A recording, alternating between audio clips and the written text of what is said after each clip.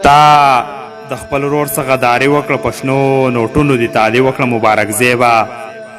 دا دې څه وکړه چا چې غوښتنه تا هغه وکړه، د ریحان زیب غم هېرېدلو نه دی، زموږ د زړونو د وتلو نه دی. تا د خپل ورور په سر سودا وکړه، دا دې عجبه ناروا وکړه. چا رښتیا ویل د کندو سړی وې، ته د وښو او د لرګو سړی وې. د ریحان زیب په سر دې اوټ واخیستو لاړې، لنګ مارش وي هم دې سوټ واخیستو. ټول باجوړ در څه غیرت کړی و، په تورو شپو کې همت کړی و چې ګړګړو چارته بیلات ونه کړي یا چارته ناسته په اسخات ونه کړي.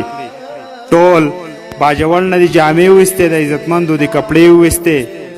ځان ته چې نور ته باجوړی ونه وی، د پښتنو نوسی کودی ونه وی، لاړې لنګ مارش ولې انکو وایه، په دغه خوله ته مه پښتو وایه. الله دې چرته د لارۍ لاندې کړه، رب دې د هغه ټکه کرۍ لاندې کړه. امیر سالار دې غوسه کړی یم، امیر سالار دې غوسه کړی یم. زه د نن ډېر ډېر جړولی یم، زه د نن ډېر ډېر جړولی یم، زه د نن ډېر ډېر جړولی